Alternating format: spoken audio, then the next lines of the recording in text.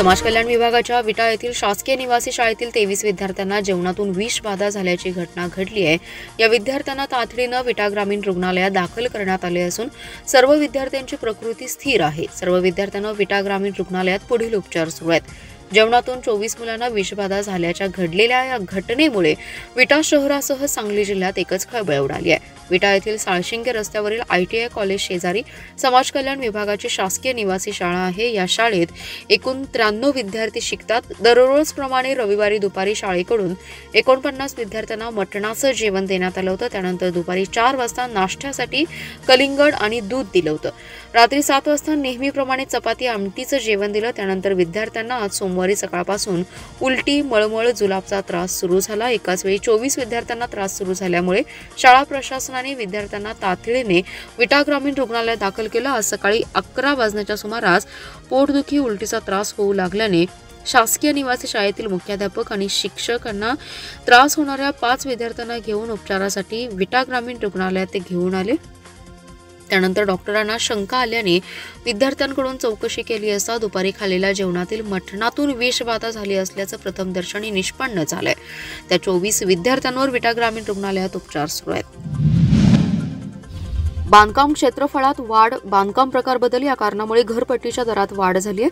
2002-2003 मधील दरानुसारच घरपट्टीची आकारणी केली गेली आहे। त्यामध्ये कोणतीही वाढ करण्यात आली नाही। उलट घरपट्टी नसलेल्या 56,812 मालमत्ता समोर आल्या आहेत। त्यामुळे करवाढ न करताही महापालिकेच्या मालमत्ता कराच्या महसुलात वाढ होणार असल्याचे अतिरिक्त आयुक्त निलेश देशमुख यांनी सांगितलं। ते म्हणाले, महापालिका क्षेत्रातील 1,51,272 मालमत्तांची नोंदणी महापालिकेच्या घरपट्टी विभागाकडे होती।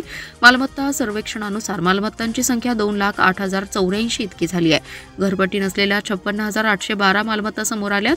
मोजमापात बदल किंवा चूक असल्याची हरकत नोंदवली असल्यास मालमत्तेची प्रत्यक्ष स्थळ पाहणी करून फेरमोजणी करण्यात येईल। फरक आढळल्यास मोजमाप योग्य करून कर आकारणी दुरुस्त करण्यात येईल। बांधकाम परवाना आणि इतर कागदपत्रे तपासून बांधकाम वर्ष दुरुस्ती होईल। तर मालमत्ता सर्वेक्षण करताना मालमत्तेत भाडेकरू आढळून आला, त्यामुळे भाडेकरूप्रमाणे आकारणी केलेली आहे। हरकतीनुसार पुन्हा तपासणी करण्यात येईल। सर्वेक्षण करताना करारनामा न मिळाल्यामुळे भाडेकरूंकडून सांगितलेल्या भाड्यानुसार आकारणी करण्यात आली आहे। मालमत्ता धारकाने भाडे करार पत्र सादर केल्यावर त्याप्रमाणे आकारणी करण्यात येईल, अशी ग्वाही देशमुख यांनी दिली आहे।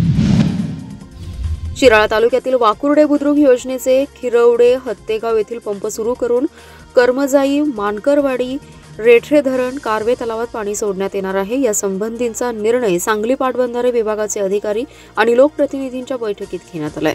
सांगलीतील वारणाली येथील जलसंपदा विभागाच्या कार्यालयात बैठक घेण्यात आली। यावेळी आमदार सत्यजित देशमुख, सदाभाऊ खोत, सम्राट महाडी, कोल्हापूर पाटबंधारे विभागाचे अधीक्षक अभियंता अभिजित मेहत्रे, सांगली पाटबंधारे विभाग अधीक्षक अभियंता चंद्रशेखर पाठोळे प्रमुख उपस्थित होते।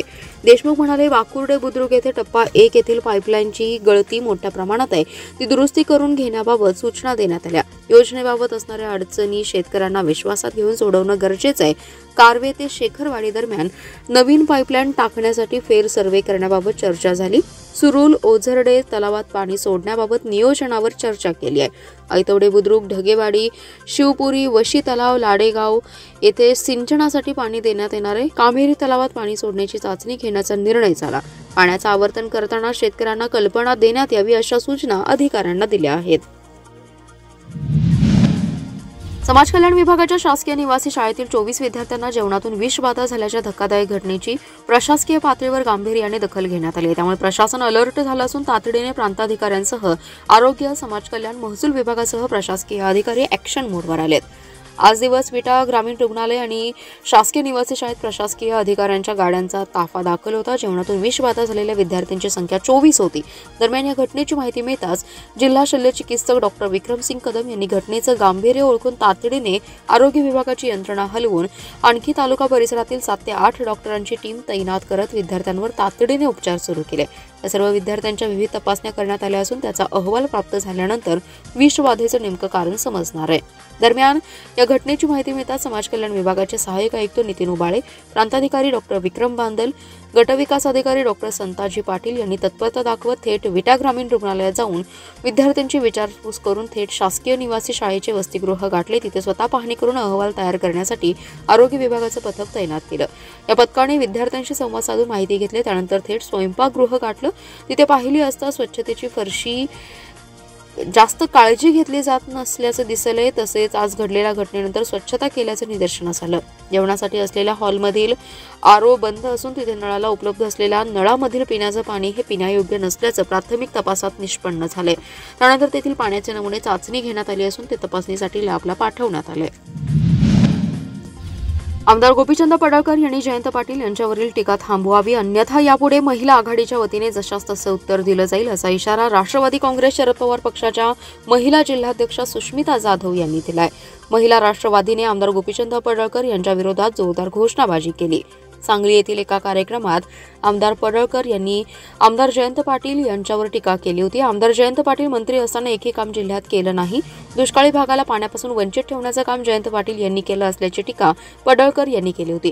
या विरोधात राष्ट्रवादी काँग्रेस शरद पवार पक्षाच्या महिला आक्रमक झाल्या। त्यांनी राष्ट्रवादीच्या कार्यालयासमोर आमदार गोपीचंद पडळकर यांच्या विरोधात जोरदार घोषणाबाजी करत आमदार पडळकर यांचा निषेध व्यक्त केलाय। महिला आघाडीच्या जिल्हाध्यक्षा सुष्मिता पाटील म्हणाल्या, आघाडी सरकारच्या काळात मंत्री असताना आमदार जयंत पाटील यांनी जिल्ह्यात विकासाची कामे केली आहेत, पण आमदार पडळकर हे दिसत नाहीत। केवळ आमदार जयंत पाटील यांच्यावर टीका करण्याचं काम त्यांच्याकडून सुरू आहे।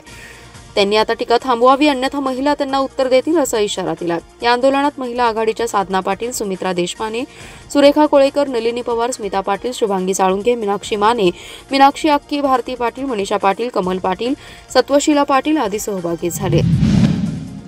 लावणी नृत्य सम्राज्ञी छायाताई लाखे इस्लामपूर, विनोद सम्राट गुलाबराव बोरगावकर जीवन गौरव पुरस्कार प्रदान करण्यात आलाय। सदाभाऊ खोत यांच्या SKI इंटरनॅशनल सैनिक स्कूल संकुलनामध्ये विनोद सम्राट गुलाबराव बोरगावकर यांचा 41वा स्मृतिदिन मोठ्या उत्साहात साजरा झाला।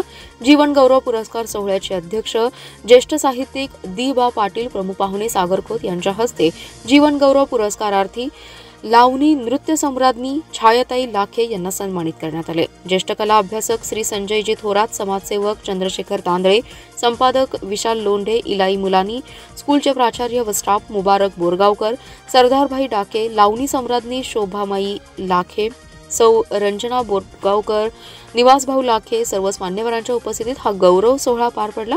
मान्यवरांनी विनोद सम्राट गुलाब मामांच्या कला आठवणी जागवल्या। सागर खोत यांनी कैलासवासी गुलाब मामांच्या कार्याचा गौरव केला। SKI इंटरनॅशनल स्कूलमध्ये निर्माण होणाऱ्या सांस्कृतिक भवनला विनोद सम्राट गुलाबराव बोरगावकर यांचं नाव देण्याचं अभिवाचन दिलंय। आझाद जामदार यांनी सूत्रसंचालन केलं। प्रास्ताविक संभाजीराव जाधव यांनी केले तर मुरलीधर शिंदे यांनी आभार मानले। सांगलीतील कल्पद्रुम ग्राउंडवर अयोध्यामधील श्रीराम मंदिराच्या प्रथम वर्धापन दिनानिमित्त पार पडत असलेल्या श्रीरामकथा व नामसंकीर्तन सोहळा मोठ्या दिमाखात आणि धार्मिक वातावरणात भव्य अशा शामियानात संपन्न होतोय।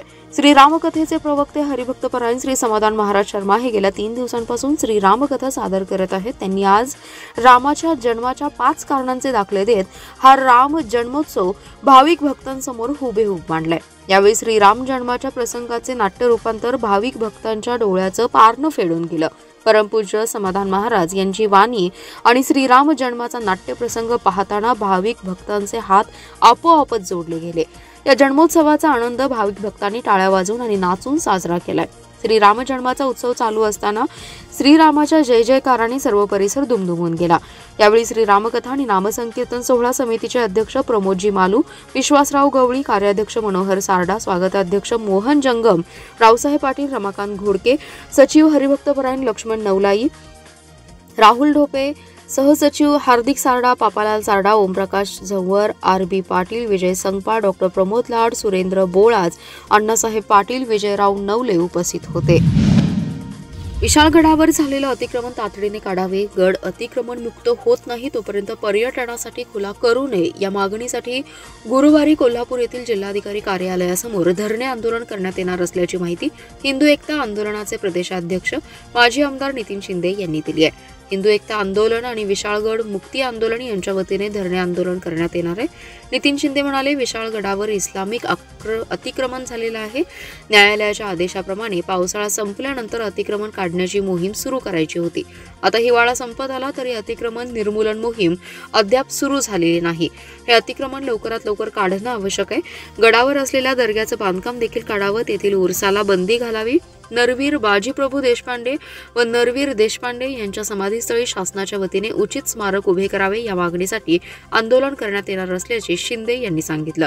यावेळी हिंदू एकता आंदोलनाचे संजय जाधव, दीपक देसाई, राजू जाधव, चंद्रकांत बराले, गजानन तोडकर, प्रकाश चव्हाण, दत्तात्रय भोकरे, मनोज साळुंखे, अवधूत जाधव, अनिरुद्ध कुंभार, अरुण वाघमोडे, प्रतीक डिसले, गणेश नारायणकर यांनी उपस्थित राहिलेत। ग्राहक सेवेच्या कृती मानांकनानुसार निश्चित केलेल्या कालावधीत मागेल त्यांना नवीन वीज जोडणी त्वरित देण्यात यावी। महावितरण आणि वीज ग्राहकांचे आर्थिक नुकसान टाळण्यासाठी आणि अचूक बिलिंगसाठी नादुरुस्त आणि सदोष वीज मीटर तातडीने बदलण्यात यावेत, असे आदेश महावितरणाचे अध्यक्ष व व्यवस्थापकीय संचालक लोकेश चंद्र यांनी दिलेत।